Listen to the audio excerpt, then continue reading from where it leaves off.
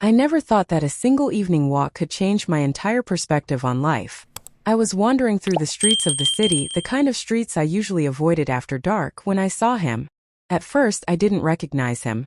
He looked older, more fragile, and completely different from the person I had loved and known so deeply. My heart skipped a beat. Couldn't be him, could it? But there was no mistaking the eyes, they were the same. Those eyes that once held laughter, anger, dreams and promises, were now shadowed with something I had never seen before. Pure survival. I froze. My mind screamed for me to walk away, to pretend I didn't see him, but my legs refused to move. He was sitting on the cold concrete, huddled in layers of torn clothes, his hands clutching a battered cardboard sign. The sign had a message scrawled in shaky handwriting. Anything helps. God bless. I wanted to approach him slowly, to call his name softly, but the fear of seeing the person I loved in such a broken state paralyzed me. I took a deep breath and stepped closer. When he finally looked up, our eyes met, and a flood of memories crashed over me. I remembered the laughter, the arguments, the late-night talks, and the dreams we had built together. I remembered holding his hand and promising that we would never let the world break us apart. And here he was, alone, fragile, and almost invisible to everyone else on this street. He looked at me, and for a moment I could see recognition in his eyes. Then a faint smile appeared. Almost apologetic, almost ashamed. I sat down a few feet away, unsure of what to say. Unsure if words could even bridge the gap between the life we had shared and the life he was living now. I didn't expect to see you here, I said finally, my voice trembling. He chuckled quietly, a hollow, bitter sound. Yeah, neither did I, he replied, his voice barely above a whisper. The first minutes were awkward, filled with silence and the distant noises of the city. I wanted to ask 1,000 questions at once, but I knew I had to start slowly. What happened?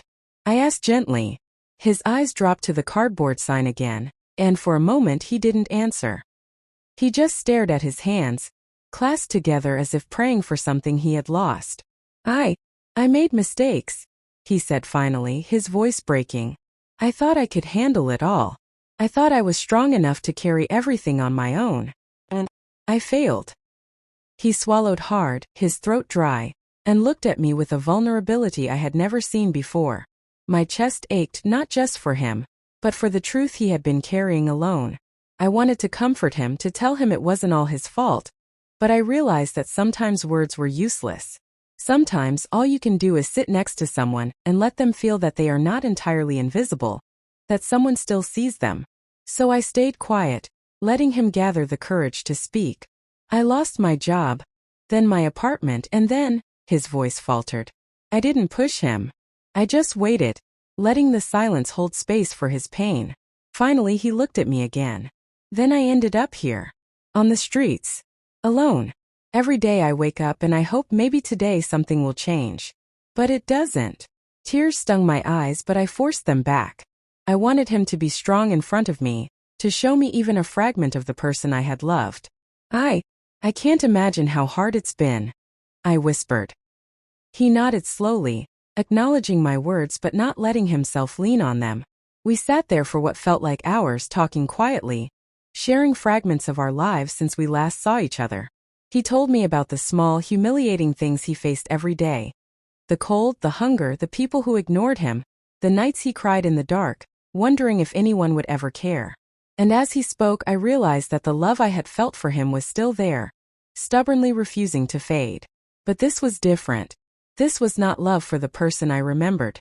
This was compassion, raw and aching, for the person who had survived everything and yet carried so much unseen pain. Finally, he asked me the question that broke me more than anything else could. Why are you here? I looked into his eyes, searching for a hint of accusation, but there was none. Just a quiet, desperate curiosity. Because I couldn't ignore you, I said softly. I had to see you to know that you were alive. I had to hear your story myself, not from someone else. He nodded slowly, a single tear rolling down his cheek. Thank you, he whispered, and in that moment, I realized that sometimes survival isn't just about food or shelter. Sometimes survival is about being seen, being heard, and being remembered.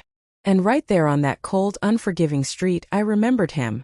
Not as the person I had lost, but as the person who had survived somehow against all odds. The next morning I couldn't stop thinking about him. His face, the way he had looked at me, the sadness, the resilience. It all lingered in my mind like an echo I couldn't shake off. I decided I had to go back. I didn't know what I was going to do, but leaving him alone on the streets felt unbearable. Maybe it was guilt. Maybe it was love. Maybe it was both. I found him at the same spot where I had seen him the night before. He looked smaller somehow, as if the street had swallowed a piece of him. When he saw me, he hesitated. He wasn't used to being seen like this, at least not by someone who once held him so close. "You came back," he said, his voice soft, almost doubtful. I couldn't not," I replied. "I needed to know how you're doing, if you're okay." He gave a bitter laugh. "Okay," he repeated. "I haven't been okay in years. But now, I just survive." There was a pause, a long, heavy silence. I wanted to ask more, to probe deeper, but I knew that he would only open up when he was ready. We walked together slowly, talking about small things first, the weather, the city, how the streets had changed. And then carefully he began to tell me his story. He spoke about the first cracks in his life, the decisions that seemed small at the time but eventually led him here. How he had lost his job because of a single mistake, how the bills piled up, how friends stopped calling, how the world moved on while he was left behind. "I tried to reach out," he said, his voice trembling. "I called my family, my old friends, but no one answered. Everyone had moved on. I felt invisible, even though I was screaming for help. It was like falling into a hole that no one could see, and every day it got harder to climb out." I listened, my heart breaking with every word. I remembered the man I had loved, the man full of dreams and determination, and I couldn't reconcile him with the person sitting in front of me now. But I also saw something else, a quiet strength, the kind that only people who have faced unimaginable hardship can possess. He had survived everything, even when it seemed impossible. We walked in silence for a while and then he stopped. He looked at me and his eyes were wet, but he tried to hide it. "I don't want your pity," he said firmly. "I don't want anyone's sympathy. Sometimes I need someone to know the truth, to understand that this isn't who I want it to be. I didn't choose this life." "I know," I said softly. "I know you didn't. And you're not alone anymore. At least not now." He looked at me and I could see the conflict in his eyes, the desire to push me away, the fear of being judged, but also the faint hope that maybe someone still cared. We found a small bench in a quiet corner and we sat down. He told me about the nights when he went without food, the cold that bit into his bones, the people who ignored him, and the ones who treated him with suspicion. He spoke about the shame he carried, the embarrassment of having to ask for help, and the nights he spent crying in the dark, wondering if life had truly forgotten him. But then he told me something else, something that surprised me. "There were moments," he said slowly, "moments when I felt alive. When someone smiled at me or shared their food, or said a kind word. Those moments, they kept me going. They reminded me that the world isn't entirely cruel. They reminded me that maybe, just maybe, I could survive this." I nodded, tears threatening to fall. I realized that despite everything, he had not given up completely. He had found small reasons to keep moving forward, even when the weight of life seemed unbearable. And in that realization I found hope, not just for him but for myself, for all of us who sometimes lose our way and forget that survival is an act of courage. We stayed there until the sun began to rise, painting the city in shades of gold and pink. For a moment the streets didn't seem so cold or harsh. For a moment I forgot that he was homeless, that he had suffered so much. For a moment he was just the person I had loved, the person I had known, and the person who had survived. Before leaving, I asked him if there was anything I could do to help. He hesitated, then shook his head. "No," he said softly.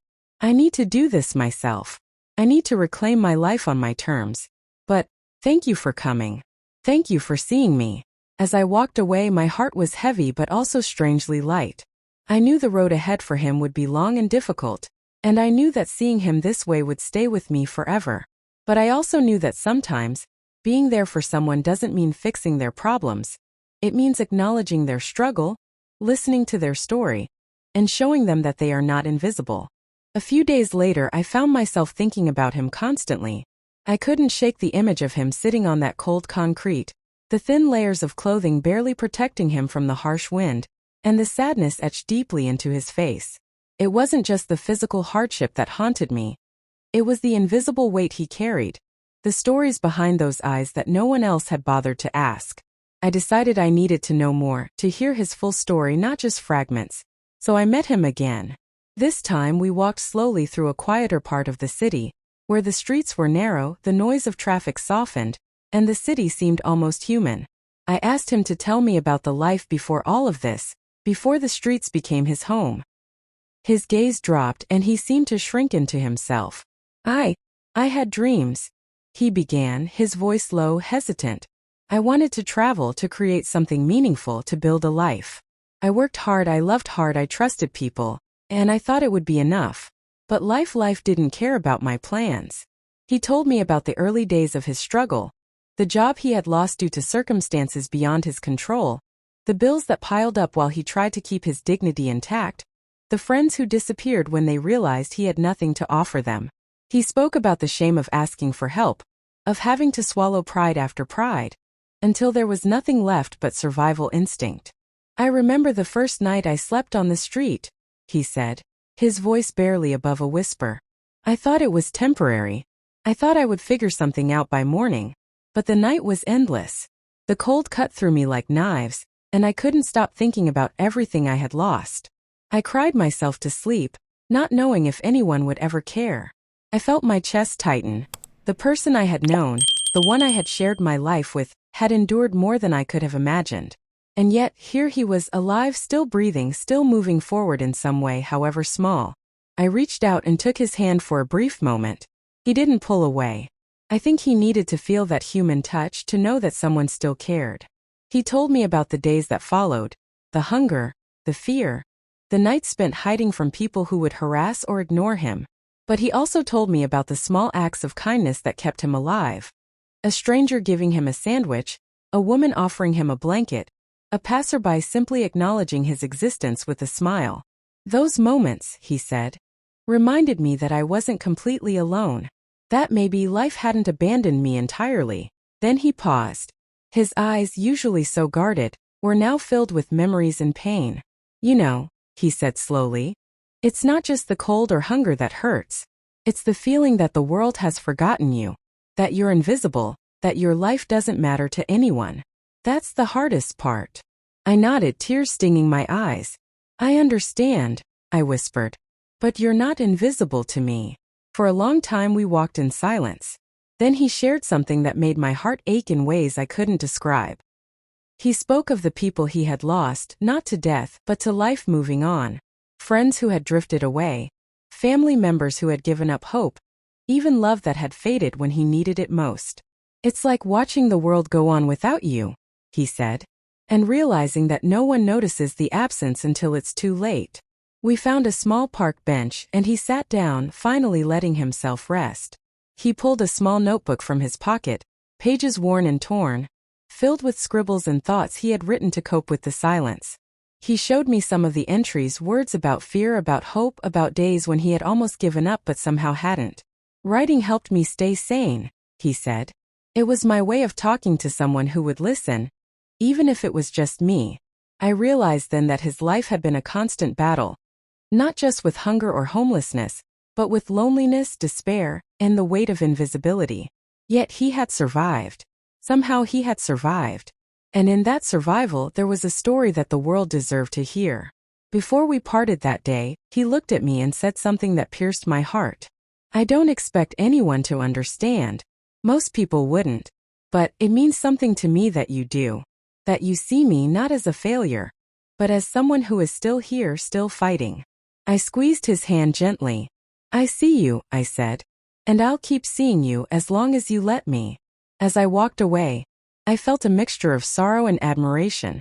Sorrow for all he had endured, admiration for the strength he had shown simply by surviving.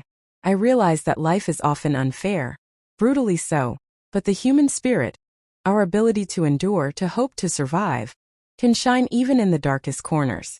And in the days that followed, I found myself returning to him again and again. Each time we uncovered a little more of his story, a little more of the truth he had kept buried. And each time I understood him a little better, not just as the person I had loved, but as a human being resilient, broken, and beautifully alive. The days turned into weeks, and my visits became a routine. I wasn't sure if I was helping him or myself, or maybe both. Every time I saw him, I learned something new about his resilience, his fears, and the silent battles he fought every day. What struck me most was how ordinary yet extraordinary his life had become. Every day on the street was a struggle for survival, but it was also a testament to his endurance, his ability to keep moving forward despite everything. He showed me the places he slept, the corners of the city where he felt slightly safer, and the few faces that had become familiar to him. There were people who shared food, offered spare change, or simply nodded in acknowledgement. Each encounter mattered to him. He told me about the invisible rules of the streets, the dangers, the alliances, the subtle ways of navigating a world that didn't care whether he lived or died. "It's not just about hunger," he said one day as we walked through a narrow alley. "It's about being watched, judged, ignored, or sometimes threatened. Every step you take, you have to think, will this person harm me or help me? Will they ignore me or finally see me?" I listened, my heart breaking. I had never thought about life in such terms, constant vigilance every day for months, maybe years. I asked him how he managed not to give up completely. He paused, looking at the ground and then up at me. "I guess I just cling to the small things. The things that remind me I'm still human. A warm cup of tea someone shares, a smile from a stranger, even just a bench in the sun. These little things keep me tethered." One evening, I stayed longer than usual, sitting beside him as the city buzzed around us. He opened up about his past in ways he hadn't before. Stories of lost friendships, broken relationships, and opportunities he had missed all seemed to tumble out. Each story was laced with regret, but also a quiet sense of acceptance. "I can't change what happened," he said softly. "I can only survive what's happening now." We talked about love too, about how it had failed him, about the heartbreak he had endured, and about the loneliness that had followed. "I thought love would save me," he admitted, voice trembling. "I thought someone would stand by me, even when the world turned away. But love, it doesn't always work that way. Sometimes it leaves you where it found you, alone." I reached for his hand again, wanting him to feel that he wasn't alone at that moment. "I'm here," I said quietly. "You're not alone right now." He smiled faintly, and I saw a glimpse of the man I had known before the world had hardened him. It was fragile, fleeting, but it was there. Then came the hardest part, the truth about how he really felt about himself. "Some days," he said, voice low, "I hate who I've become. I hate that I ended up here. I hate the way I feel invisible, unwanted, unworthy. And some days I just feel numb. I go through the motions, I survive, but I don't live. I don't see a future for myself." Hearing this, I felt a mix of anger, sorrow, and helplessness. How could someone so strong, so resilient, feel this way? But then I realized that survival doesn't erase pain. Survival doesn't heal the wounds of being abandoned by the world, of losing everything, of being forced to watch life move on without you. It only allows you to continue breathing, to continue existing. I asked him if he had hope, any hope at all. He looked at me, eyes glistening, and said, "I do sometimes. Small hope. That someone will care, that I'll find a way out, that I might be remembered not for being broken but for surviving. That's enough for now."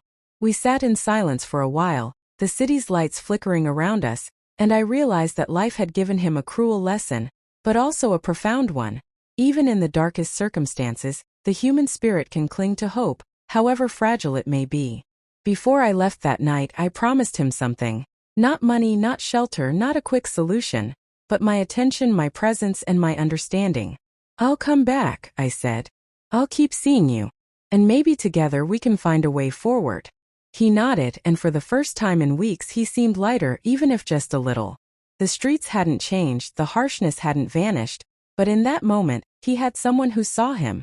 Someone who believed in him. And sometimes I realized that is enough to keep a person alive. Over the following days, I began to notice patterns in his life. The routines that kept him alive, the rituals that gave him a small sense of control in an uncontrollable world. Every morning, he would find a quiet corner, gather what little belongings he had, and prepare himself for another day of survival. He told me it was the little things, the ability to decide where to rest, when to eat, how to protect himself, that gave him a fragment of dignity even if the world refused to acknowledge it. He shared with me the harsh realities of being homeless. The constant hunger, the cold that seeped into his bones, the nights spent shivering under thin blankets, the struggle to find clean water, and the ever-present fear of being harassed or attacked. Every day was a negotiation, every encounter a risk, every choice a matter of survival. He had to think like a predator sometimes, always cautious, always alert. And yet, despite the hardship, he refused to give in entirely. "I've learned to live with fear," he told me once, his eyes distant. "But I don't want it to control me. I want to walk through this world without trembling, without being crushed by despair. Some days I manage it. Some days it consumes me completely." I asked him how he managed to eat, to keep moving, to maintain even the smallest shred of hope. He smiled faintly, a mixture of irony and gratitude. "People help sometimes," he said. "Strangers. Not family, not friends from before. Strangers who don't know me anything. And yet they offer food, money, kindness. That's what keeps me going. The tiny sparks of humanity that remind me I'm still part of this world."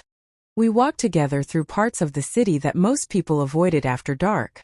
He showed me corners where he felt relatively safe, spots where he could rest without fear of harassment, places where he could find warm food occasionally, and even public facilities where he could clean himself when luck allowed. Each place had a story, each space a memory. Some painful, some small victories of endurance.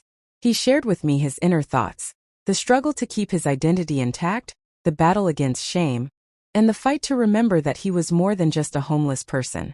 "I am still me," he said firmly. "I may look broken, I may feel invisible, but I am still who I was before this happened." That thought, it keeps me from losing myself completely. I saw a complexity in him that I had never noticed before. The blend of vulnerability and strength, despair and hope, pain and resilience. And I realized that people often see only what is on the surface, without understanding the inner battles that define a life lived in the shadows. One afternoon, as we sat on a worn bench under a tree, he shared a story that made my heart ache. He told me about the nights he had gone without speaking to anyone, the nights filled with tears and silent prayers, the loneliness that gnawed at him deeper than hunger or cold. "Some nights," he said softly, "I feel completely erased, like I never existed. But somehow I survive. Somehow I wake up and do it all over again. And that is all I have. That is my strength." I wanted to hold him, to tell him that he was not erased, that he mattered to me and could matter to others again. But I knew words could only do so much. Sometimes just being there, witnessing, listening, acknowledging the struggle, that was enough. Then he told me something that made me realize how much hope, even a fragile one, could impact survival. "You coming to see me, it matters. It reminds me that someone sees me, cares about me, believes I can still make it. That small hope, it's like a lifeline. It doesn't solve everything, but it keeps me tethered to life." We sat in silence after that, letting the city move around us. Cars passed, people walked by without noticing him, but for that moment I was entirely present, and he was entirely seen. And I realized that life on the streets wasn't just a test of physical endurance. It was a test of human connection, a search for acknowledgement in a world that often refuses to see you. Before leaving that evening, he looked at me, eyes soft but tired. "I don't know what the future holds," he admitted. "But for the first time in a long while, I feel like someone believes I have a future at all."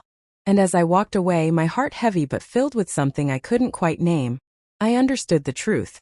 Survival isn't just about food, shelter, or money.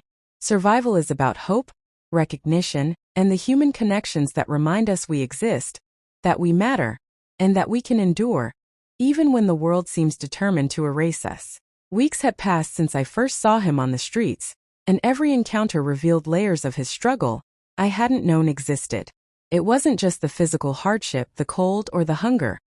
It was the invisible scars, the emotional weight, the constant battle with loneliness and despair. I realized that survival on the streets demanded not only strength of body, but an unimaginable resilience of the soul. One evening, I found him sitting on the curb, head lowered, lost in thought. I approached quietly, not wanting to startle him. He looked up, and for a moment there was a flicker of recognition, then exhaustion.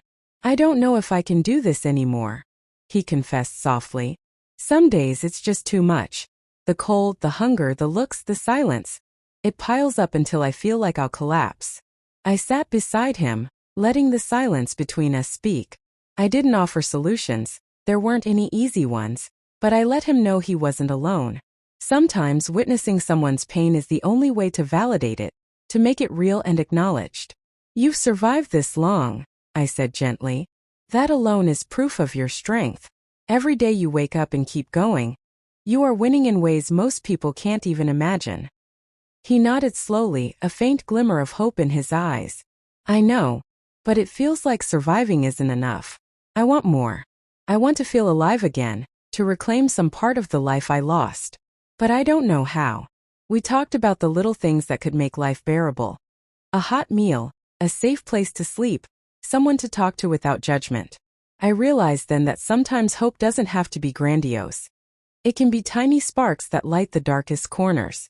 He clung to these sparks with a tenacity that amazed me. As the days went on, I saw subtle changes. He began to smile more often, even if fleetingly. He shared more of his thoughts and feelings, allowing himself to be vulnerable in ways he hadn't before. He started to open up about the dreams he still held, the things he wanted to accomplish despite everything. It was fragile, like a small flame struggling against the wind, but it was there. One afternoon, as we sat on a park bench, he told me a story about a time before all this. About laughter, friendship, and hope that once seemed endless. "I forgot what it felt like to dream," he admitted. "To imagine that life could be more than survival. But talking to you, it reminds me that maybe those dreams aren't entirely gone. Maybe I can find them again." I realized that seeing him reclaim a sense of self, even in the smallest ways, was as powerful as any rescue or financial help. His spirit was emerging from the shadows, step by cautious step. And I understood that for someone like him, emotional support could be just as vital as a warm bed or a meal. Then he said something that struck me deeply. "I've learned that life doesn't wait for you to be ready. Pushes forward whether you want to move or not. But surviving isn't the same as living. I want to live again. And for the first time in a long while, I think I might be able to." I saw tears in his eyes. Tears not of despair but of fragile hope. It was as if he was allowing himself to believe in a future where he wasn't invisible, where he could be seen, where he could reclaim even a fragment of the life he once dreamed of. That day, as I walked away, I carried with me a profound sense of admiration and sorrow. Admiration for the resilience he had shown, and sorrow for all he had endured alone. Yet, amidst it all, there was a glimmer of something powerful. The human spirit's ability to cling to hope, even in the bleakest circumstances, and the profound impact of being truly seen by someone who cares. I realized then that the story wasn't just about him. It was about every person who struggles in silence, every soul surviving unseen battles, and the quiet, transformative power of human connection. And in that realization, I found a hope that maybe together we could begin to rewrite the story, one small step at a time. Weeks had passed since I first saw him on that cold street, and every encounter had left an indelible mark on my heart. I had witnessed pain, resilience, despair, and hope, all intertwined in the life of someone the world had almost forgotten. And now, as I met him one evening, I could see subtle changes, small signs that he was beginning to reclaim a part of himself. He looked stronger not just physically but in spirit. There was a light in his eyes, a cautious but real confidence that had been buried beneath layers of fear and shame. "I've started thinking about the future again," he admitted, his voice soft but steady. "Not just surviving day to day but living, making plans, even dreaming." I asked him what had changed. He looked at me and smiled faintly.